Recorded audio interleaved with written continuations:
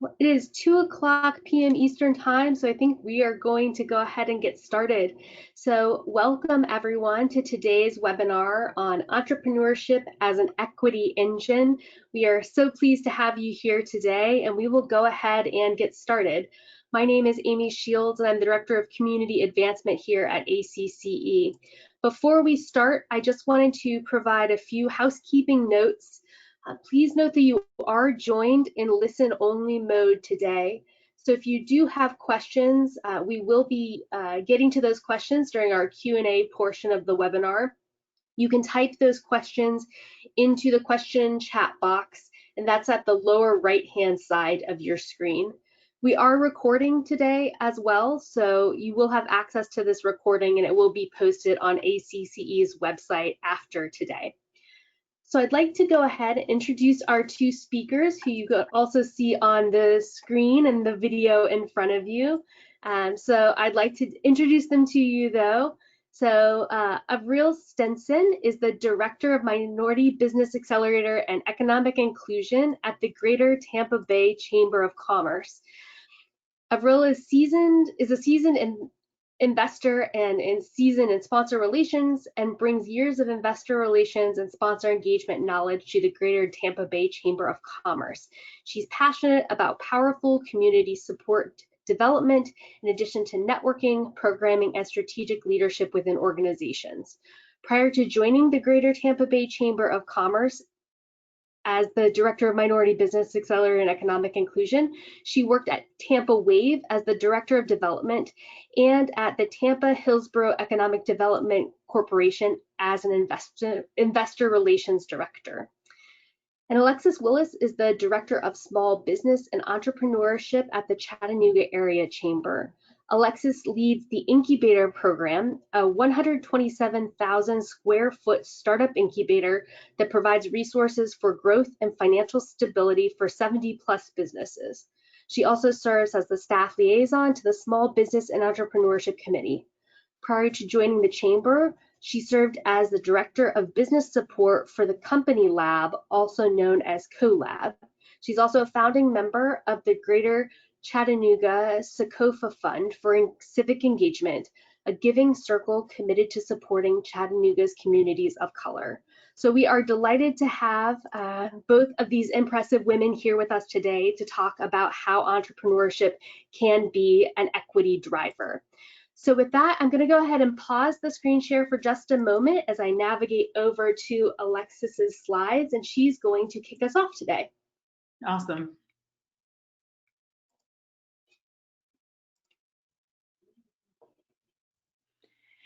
Hey everyone. So as you heard, my name is Alexis Willis and I run this fantastic program called the Incubator, the Hamilton County Business Development Center. We have quite a few startups in our building. As you can see, these are some of our diverse founders across the top of your screen there. Amy, we can go to the next slide. So we're 127,000 square feet of startup community. It's the largest incubator by square foot in the state of Tennessee. We're at the corner of manufacturers in Cherokee. I like to say that we're a gold mine of ideas and businesses. So we're on the North Shore of Chattanooga. I would say we're still kind of downtown, which makes us unique. We're right next to the river. So we're in a prime location for these businesses to thrive. Next slide. And this is my team. We have a lean team running the largest incubator in Tennessee. So next to me, you'll see Bill, he runs operations. Victoria helps coordinate the resources. Robbie, where will we be, especially this summer, without Robbie on maintenance, making sure we stay cool and other things around the building. And then Quan helps us literally look good, and he's on custodial. Next slide. And I like to say that we build CEOs. Historically, our program over the last 30 years has been more of a real estate play. We offer below market rate rent. When I came into the role 2 years ago, I decided that we would focus on the people. And so you see in this picture here, Aaron and Michelle Hoffman, they make hot sauce in our building, literally plucking peppers and bottling sauce on the second floor of our building. And what we want to do now, our goal is to pour into them as CEOs. The idea is that you pour into a CEO, then you help develop a wonderful business that then has an economic impact in our county. Next slide. And these are just some of our 2019 stats. 2020 came to a screeching halt, as you all know. But we hover around at between 75 and 80% occupancy rate right now on our manufacturing side. We are almost at capacity. Office side, understandably, is a little bit, there's some opportunities to fill those spaces, but many people are choosing to work from home. We graduated our 600th client last November, and we've had over 500 visitors throughout the building. 2 fantastic clients went to Techstars in Austin last year. That's Pass It Down and CPR Wrap. And then we hosted our first open house where we had over 300 guests, and we activated each floor of the building and introduced the community to the clients inside the building. And then this is my bragging slide. So we talk about entrepreneurship as an equity engine, and I don't believe that can happen unless those conversations are happening at the top of the organization. So I wanted to just brag on what the Chattanooga Chamber is doing. We are currently hiring a VP of Inclusive Growth. We have a digital equity initiative. We're in partnership with EPB, the Enterprise Center, Smart City, the City of Chattanooga, Hamilton County, Blue Cross and Blue Shield. And what that does is that provides Wi-Fi to under-resourced communities, making sure that everyone has access to Wi-Fi, especially right now that we're going virtual.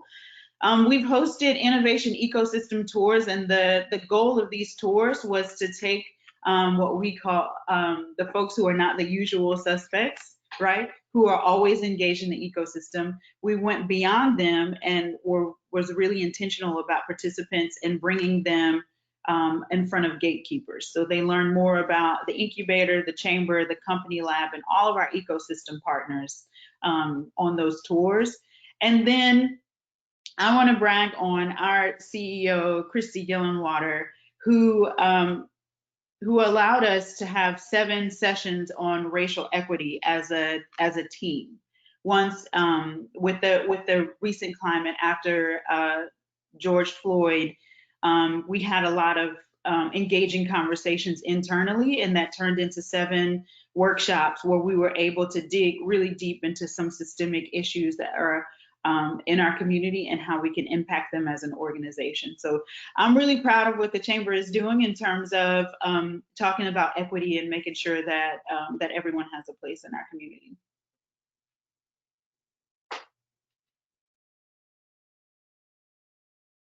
I think that's all my slides. Great. Well, I'm going to just pause for a moment as we transition over. So thank you, Alexis, for providing that overview. And I know we're going to dig deeper as we get into some of our Q&A. So with that, I'll turn it over to Avril.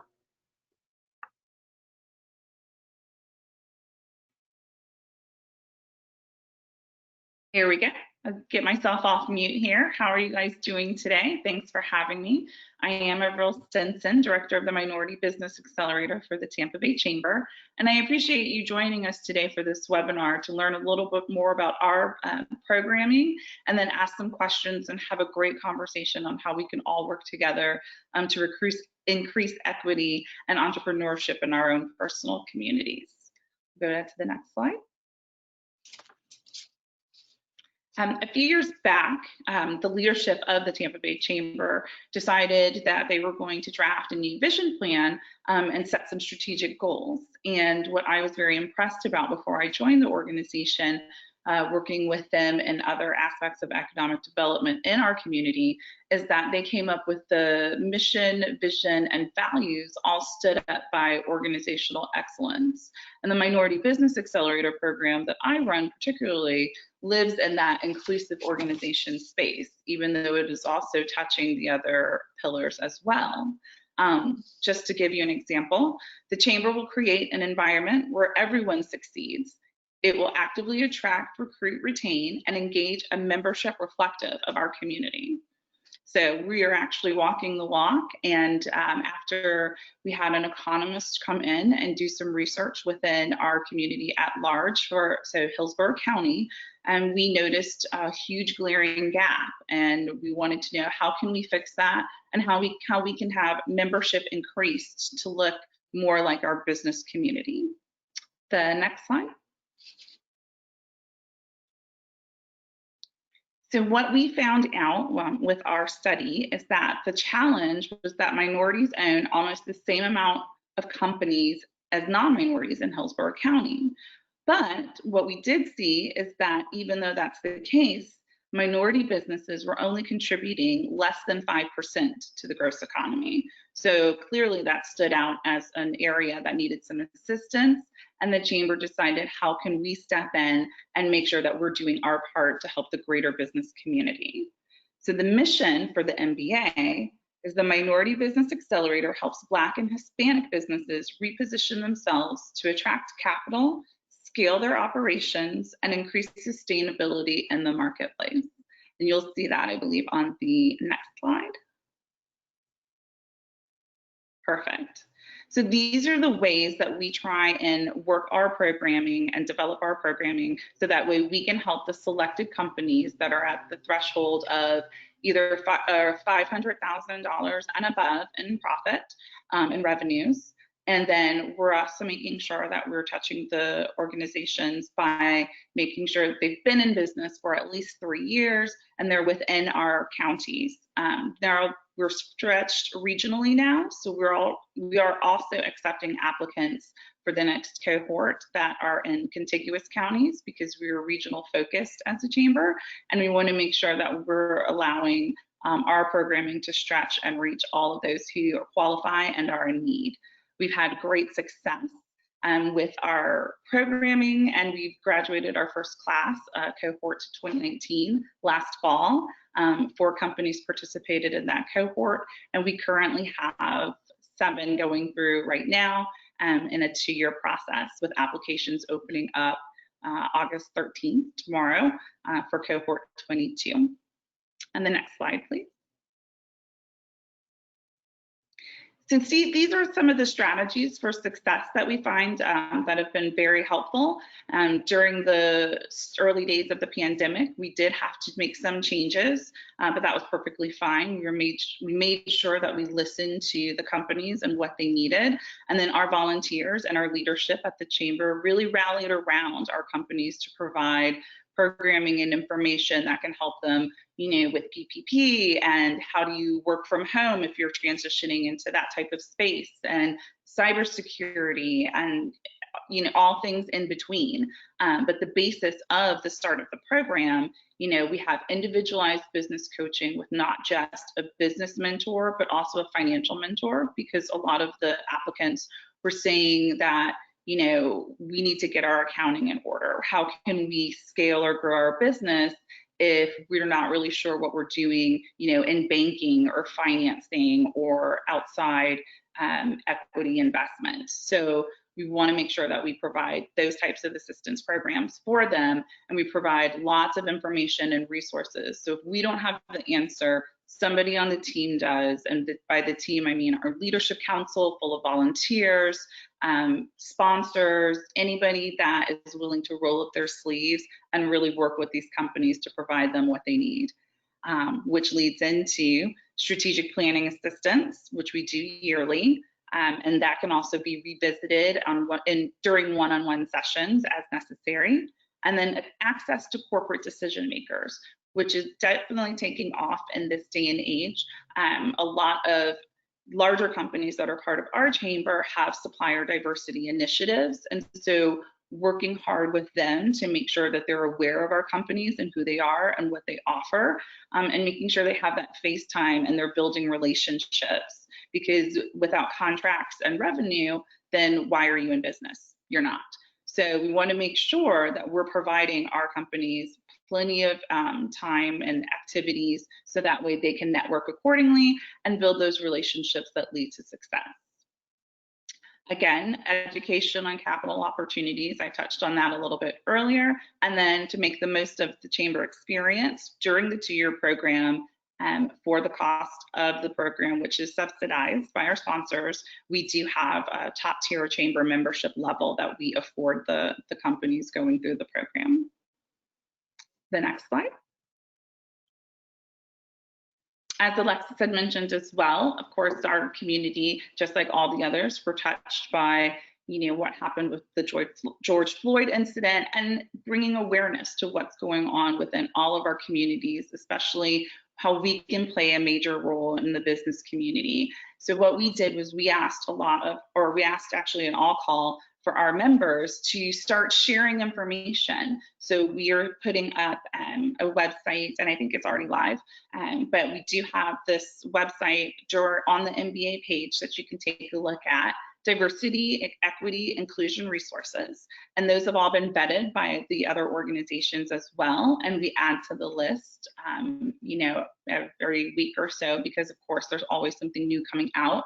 And then as we all grow and learn together, we want to make sure that we are offering support and positive change. And we've compiled these resources for our members, so that way everybody knows that there's a place to go, a place to submit, and then reach out and talk and have those hard conversations.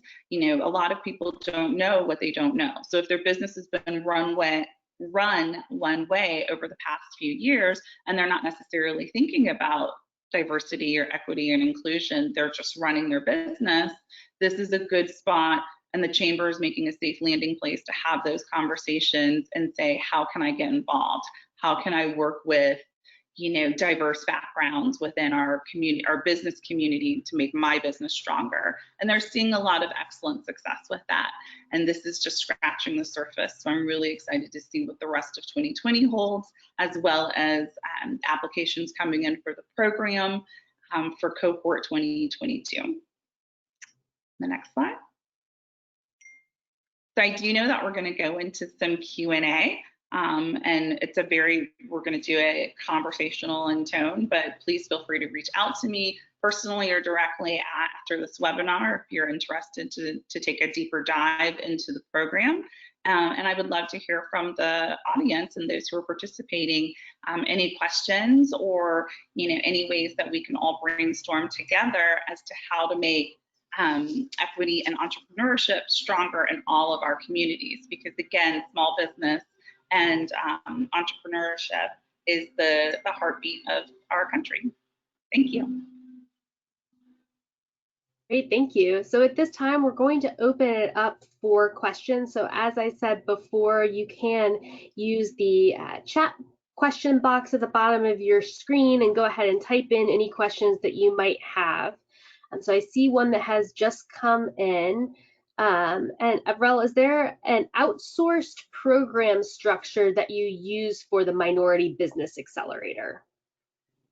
So it's based on, currently it's based on Ralph Garcia with RGA Advisory. He happens to be the chair of our program this year. And what he did was sit down and do a very structured kind of guideline, even though it kind of got blown out of the water with COVID, because we had to back up some of the programming. But SWOT analysis, strategic planning. Certainly, he's a former accountant by profession, so we wanted to make sure that is there as well. So we have about 5 or 6 sessions that he runs specifically that touch on those topics, and we'll do that yearly. And then everything else is based around the needs of the company. Great, thanks.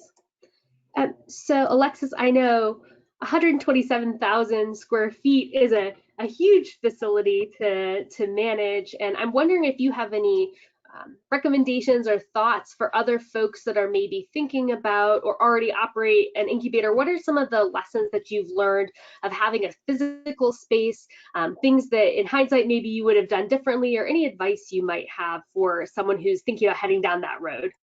Well, I'll start with some advice that I learned at the NBIA conference a couple summers ago.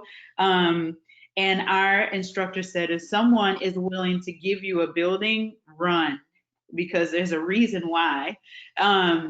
I love our building, but it's almost 100 years old. So we have quite a few maintenance issues to keep up with.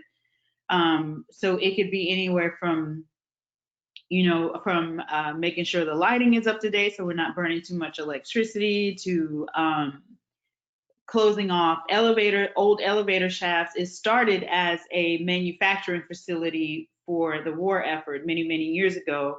And then 3M took over and it was still manufacturing. And then we converted it to part manufacturing and part office space. So so having a building with old bones comes with its issues. But the upside is that you have a built-in revenue stream. So if you do have a physical space, even though we're offering below market rate rent, that still allows us to generate enough income to keep the lights on, so to speak. Right. So could you both talk a little bit about how you kind of let folks know about the programs in your community? How are you reaching out to minority-owned businesses, entrepreneurs of color? How are you kind of getting the word out there that the programs exist and inviting folks to participate in what you're offering? I'll start with that one.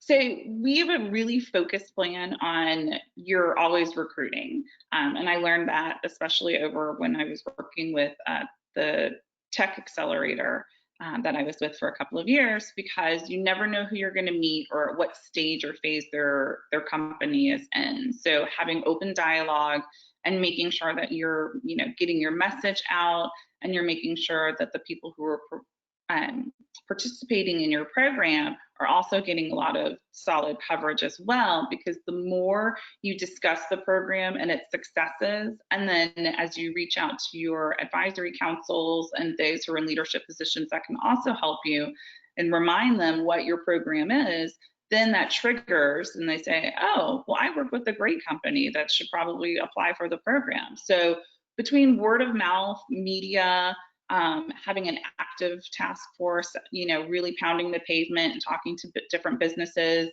That's how we've done it strategically this year. Of course, a lot has changed. I used to be out doing a lot of personal recruiting and meeting with a lot of business owners, but that's been a little harder during the pandemic since we're all working from home and remotely. So I'm making sure that we're just getting the message out and having those deep one-on-one conversations so that way I can learn about their businesses, and then it's spread by word of mouth. So I'm really excited about the traction that the program is getting on both sides as applicants and volunteers. We actually have an info session tonight since applications open tomorrow. So I'm excited about the turnout for that. And I'm looking forward to making sure that, as we grow as a program and scale, because we'd like to start having cohorts full of like 6, possibly 8, up to 8 companies, even more, we want to make sure that we're getting the word out and getting the companies that are at the right stage, while also creating a pipeline for those who aren't quite ready, keeping in contact with them and providing them access to some resources to get them ready to apply in the following years. I love that Avril said you're always recruiting. So I've told my team that I can't be the only one talking about how great the Incubator program is.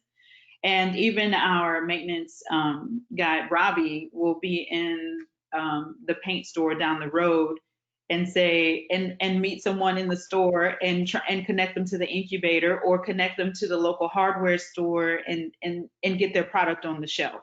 So I think empowering the staff to talk about the program and be cheerleaders for the program and excited takes the brunt of the burden off of the directors as one. And also, I think celebrating the entrepreneurs in the program is also helpful. Again, we shifted the conversation from being more of a real estate play to being a people play. So when I talk about the awesome hop sauce, or I feature them in our social media or in the newspaper or wherever it is, then it starts generating a buzz like, man, that's a really cool company. How are they able to be so successful or develop well. Oh, they're connected to the incubator program. So then it starts generating this conversation about them, which is really exciting. You do have to apply to get into the program, and we started in January, where you get 5 minutes to pitch in front of a committee of 5, which has also helped. Everyone is not accepted into the program, but it's a win-win for us both, right? They pitch and they get feedback on their idea, and even if we're not the right fit for them, we can send them somewhere else in the ecosystem so that they can be supported. And Chattanooga has an ecosystem that works really, really well together. I'm not sure if it feels unique to us, but everyone knows their strengths in the ecosystem at this point. And so I think that also helps to generate buzz for any of our organizations. Agreed. That leads right into another question that we have sort of about that ecosystem. Do either of you or your chambers work with other affinity or minority chambers in your cities? And if so, what has that experience been like? Would you have any tips for working with your local Hispanic chamber or Black chamber in your community? We only have one chamber, but we have created a role, VP of Talent Initiatives, and inside of that role, there are other individuals who are really intentional about diverse recruitment of both chamber members and also helping with the incubator program. What we did, this is also a benefit of having a physical space, is I reached out to Launch Chattanooga, which was an organization I worked with before.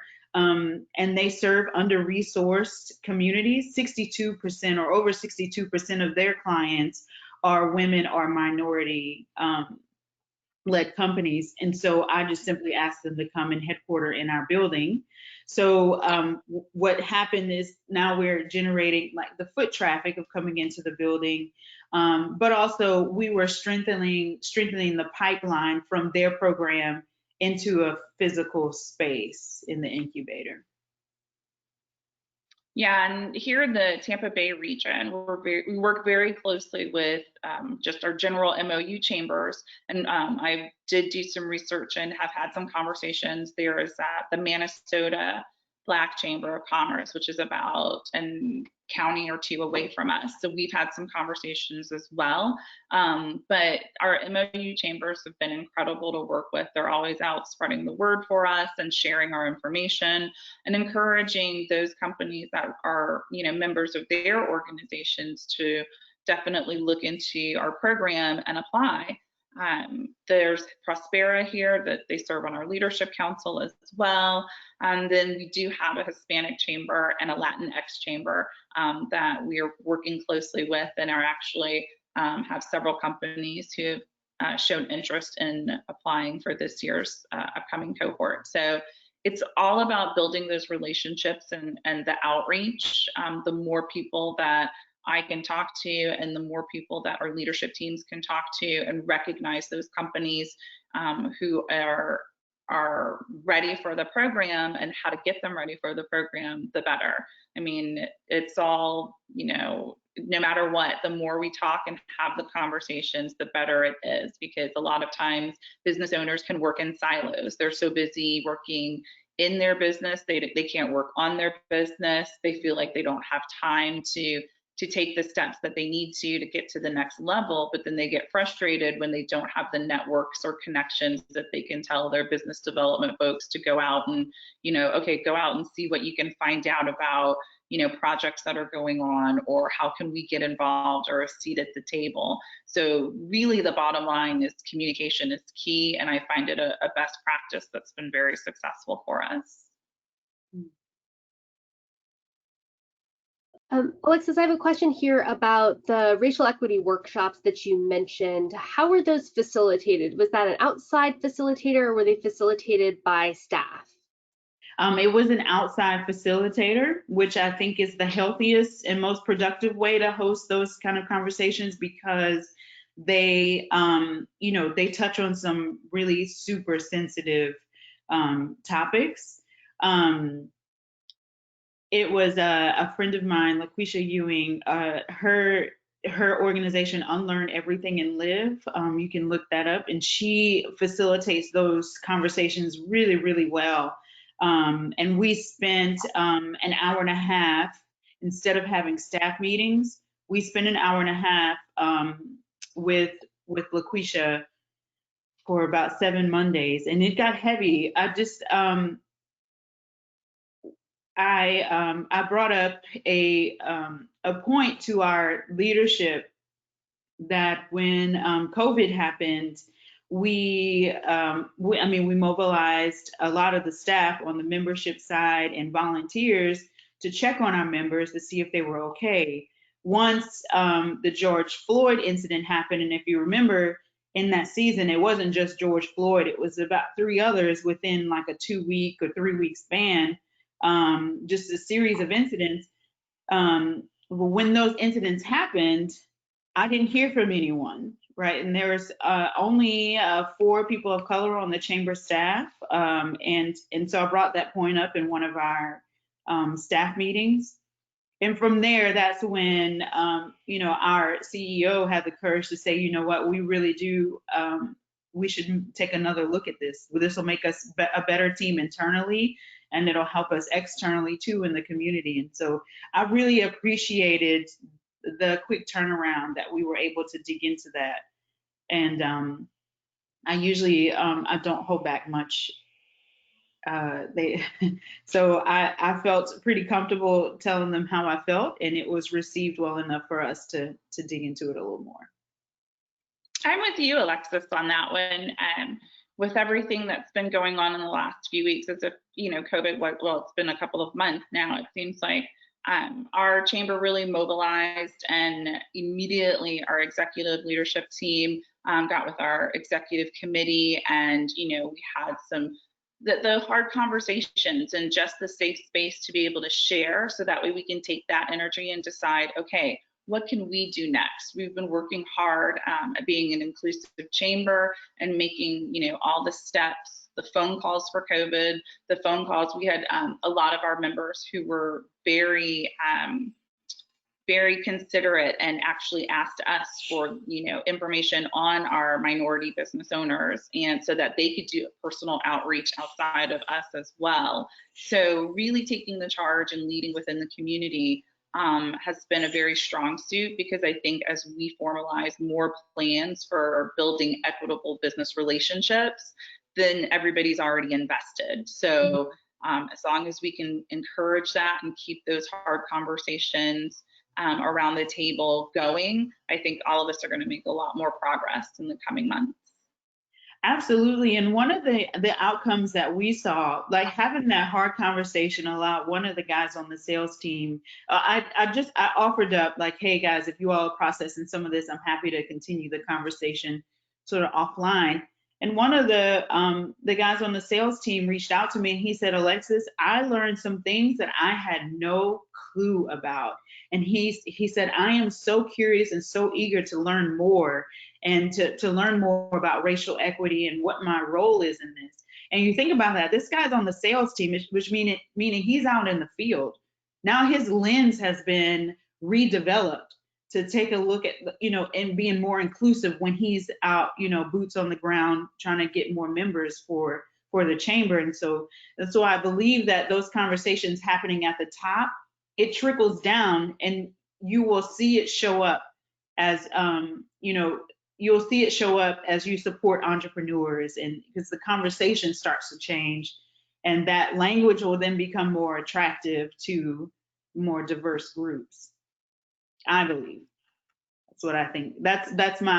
I'm optimistic that that's what's going to happen at our chamber. I agree with you, Alexis. And I want to give a shout out to the ACCE team as well, because our team participated in the Ally Workshop. And I'm looking forward to our roundtable discussion that we're going to have following up next week, because Dr. White really did bring some excellent points to the surface and kind of give us some guidance as to how to have a conversation as a team. And then I'm very impressed with those who are not traditionally having those types of conversations, and who are not minorities, being able to feel free enough to step up and say, I didn't know, I would have had no idea, anytime, please, can I ask you questions, ask me questions, and that sense of learning and caring about each other as a team, all of that strengthens your base and makes your program and what you're doing and what you're looking forward to in the future, that stands it all up. Because if somebody just drops the ball and leaves it, and silence gets you nowhere.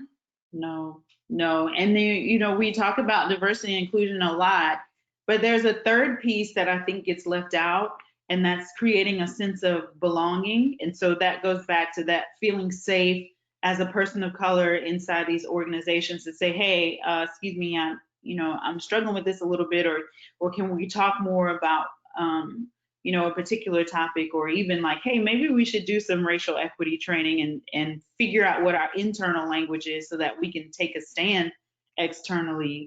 I think all of that is important, and I'm glad the conversations are happening, and I hope they don't stop.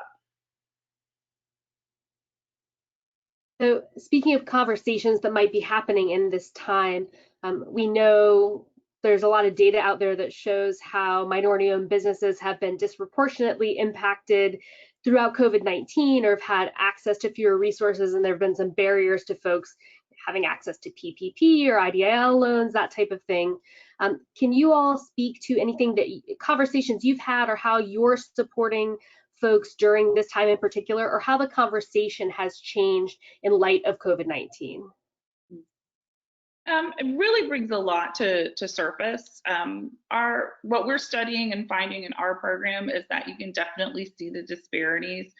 The main thing that stood out to me moving into this space was how predatory lending, or or some trust issues in those in positions of power, the business owners feel like they can't turn to them for help, or when they went to fill out the application, there wasn't somebody a banker necessarily that they had a really good relationship that they could just easily call up and say, okay, help me with this paperwork, guide me through the process.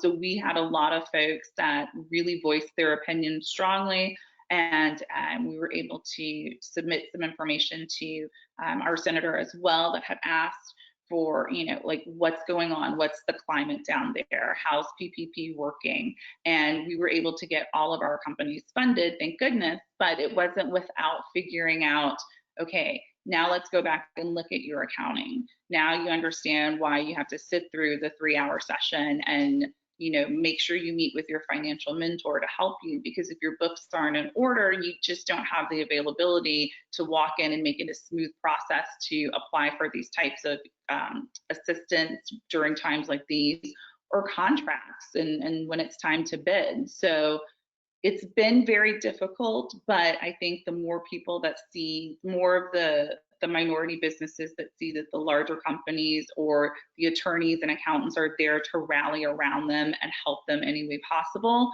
that's been very successful, and I'm really pleased with the turnout. Definitely, I've seen some disparities. A couple of things that we've done is creating a list, and this is kind of the community really has rallied around entrepreneurs of color, and created a list that was getting circulated around through social media. We actually have someone on our team, Darian Scott, who specifically was working with minority companies to make sure that they had, to be the liaison between those companies and the banks. So to facilitate those relationships a little better, we did see that was an opportunity. I haven't, as in terms of how the incubator shows up, we definitely have provided space, but and supported them the way that we can. But the chamber as an organization has been very active in trying to support those entrepreneurs. And so we also are in partnership with the Tennessee Small Business Development Center, which is housed in the incubator. They've also been super supportive with making sure that they're connected to the resources they need. And Alexis, do you ever come across any concerns over the incubator being in competition with the chamber, or does that ever come up in your conversations? No, we are a program of the chamber, but I do believe that that we should look into being more of a partner with the chamber instead of a program of the chamber.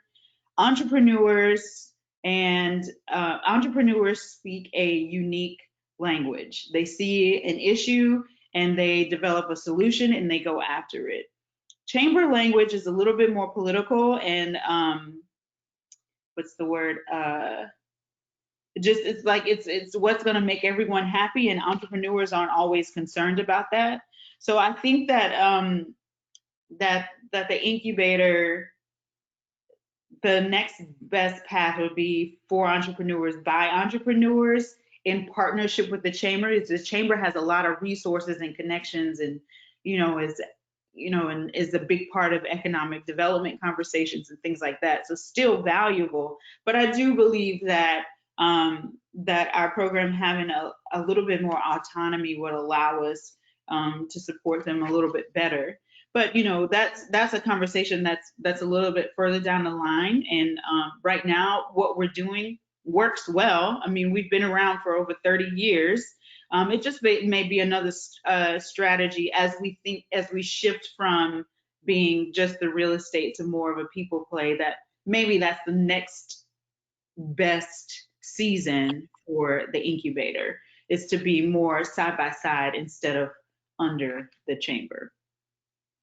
You bring up a really valid point, Alexis, with that, because like you said, entrepreneurs, their heads are down, they're fixing the problem, they're, slaying dragons every day. And so it's a different type of culture than those of larger businesses or larger, more established business owners. So I do notice that, in our community, we are looking to kind of formulate more of a pipeline, so that way that ABC company might not be ready right now, but when they hit that certain threshold, the chamber is there for them with open arms with the type of programming that the chamber offers. Right. And I think that's a win-win for everybody, because business is a life cycle. And so making sure that people can know and see a path, okay, where I'm here, this is where I go for help. And then now this is where I'm at. So this is where I go for help. And what we always try to do is mitigate those areas where there's no assistance and you're just in that desert of, well, I'm too big to be here, but I'm too small to be here. What do I do next? And so I think that's the next challenge that we all want to make sure that we're focusing on in general, because of course, we're looking to make sure that your chamber is strong and that, we are growing the businesses in the area and giving them a place to connect and, help our community as an overall whole. But not everybody is made for the chamber and the programming. And so having some separation so they can clearly see where they can get the help that they need is excellent. I agree. Avril, as you have graduated your first class and are looking at, applications and your next folks going through the program, have you made any changes, or do you plan to make any changes based on what you learned from that first class? Absolutely. So the first class was fantastic. Me coming out of the tech industry, I noticed I didn't have as much interaction with them. I actually started with their graduation, but I did notice that they were very construction heavy, and I know in the year 2, also construction heavy, but year 3, as I think the information for the program was circulated even further, we've learned that we are not industry diverse. Other businesses, we have an architect involved, a fleet management service, an overseas supplier, supply chain company, and then also construction. But I'm also seeing with this next set of applicants that the industry, is diversifying even further. So I think that helps too, because they're all learning from each other. And I think making sure that you don't try and cookie cutter the program and always make sure that there's some information that's specific to them as organizations. I don't want to be so staunch in my calendar for the year that this is how we have to do it. We have to be flexible and nimble because that's what those business owners and entrepreneurs have to be. So we want to make sure that we're always learning from what works and what doesn't work, and then making sure we're always looking ahead to provide, okay, what's next and what's going to make them successful. So needless to say, I think I would say year after year, there's going to be changes, but honestly, month to month, we've learned that there's changes as well. So making sure that we have a core system of programming that we provide, but being there for the entrepreneurs. And, you know, if I get 2 or 3 phone calls asking about how do I complete military bids, then I'm going to figure out how can I get them access to that training, and making sure that it's open to everybody so that way they're able to participate.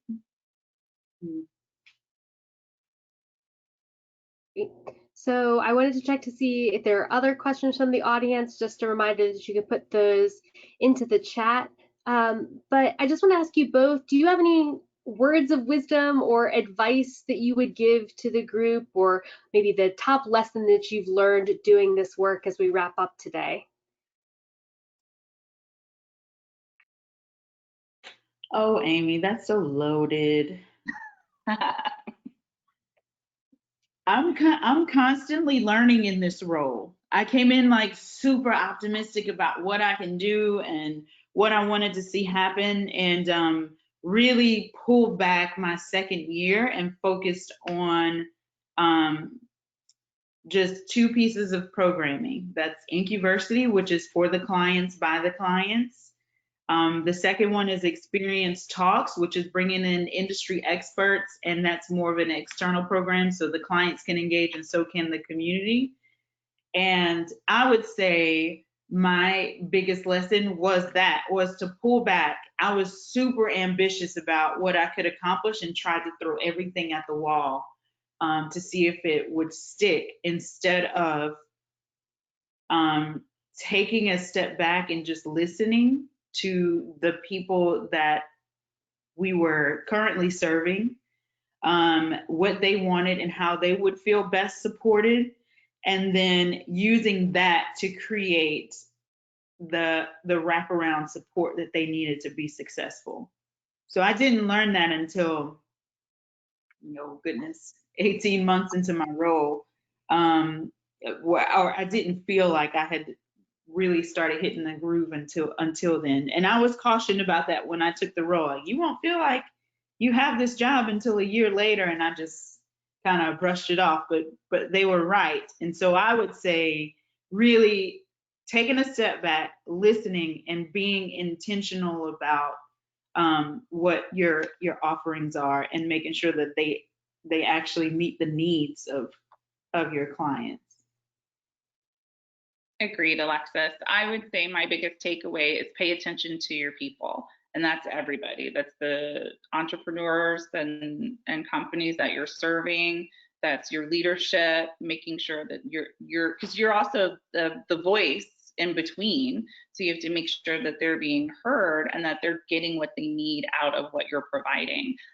Be ready to pivot, be nimble, and always be looking out for, okay, now what's next that's going to help them, So making sure that you're paying attention to your programming. You don't want it to get stale. You're always recruiting, for sure, because the more you're out there and the more your allies are out there in the community, talking about what you're providing, the more people will spark interest and say, oh, I am interested in that, or, oh, this will help my business, so I want to be a part of this, because then we're also building future leaders as well. So what happens when, they've had an amazing experience and they can help you make your program and your organization stronger as chambers?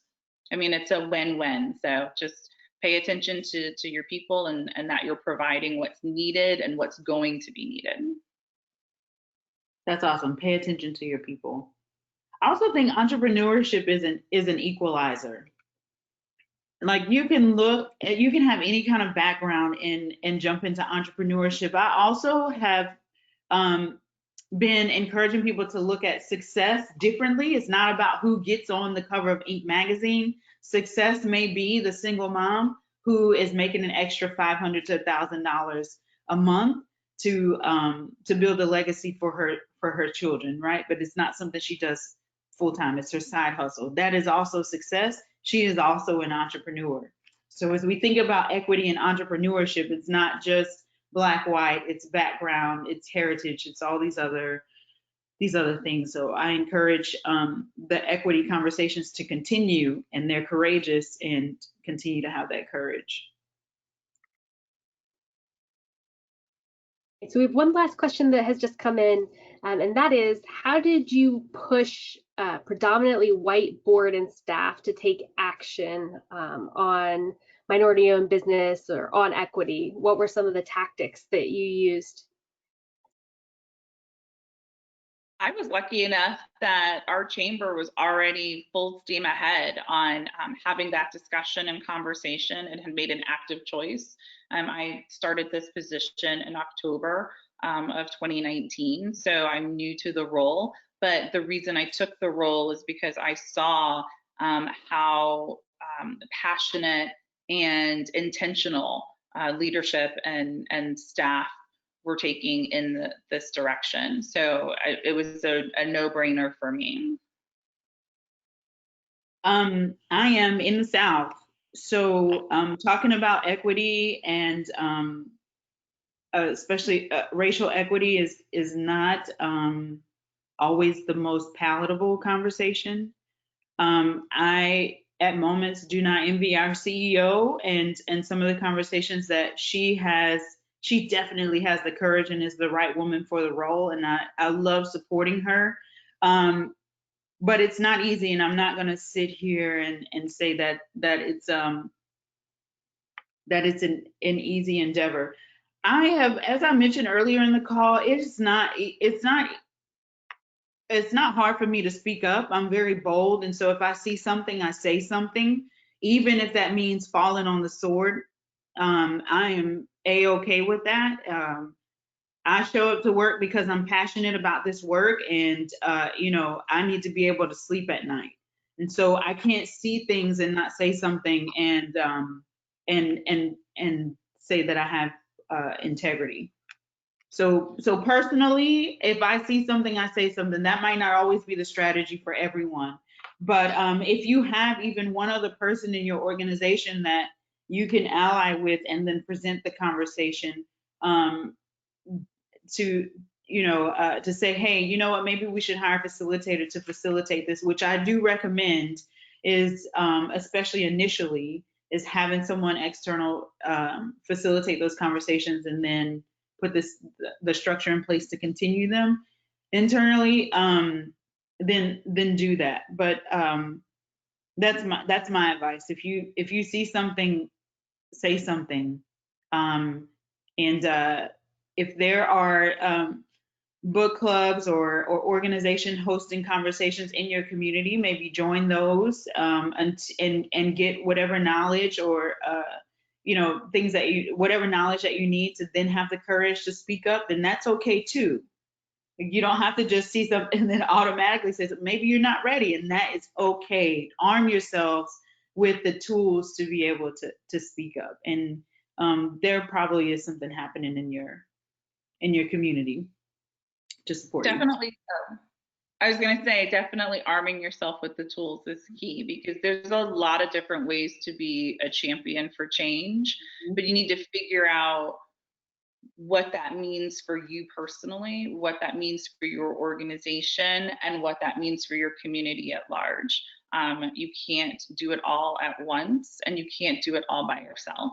So making sure you have that mindset of, okay, what are the things that I can do to help or make a difference or make a change or help with outreach or any of those things. You yourself have to be intentional, and then you'll notice that other people will get on board and help you with that as well. Great. Well, I think those are excellent words of wisdom to end on. So I would like to thank you both for your time and your expertise and speaking with our group this afternoon. To everyone on the line, as I said at the beginning of the call, I will send out, the recording will be posted on the ACCE website, so you'll have access to that, and you also have contact information for Avril and for Alexis so that you can contact them if you have additional questions. So thank you again for joining us this afternoon, and we look forward to having you on a future ACCE call. This was awesome. Thank you. Thank you.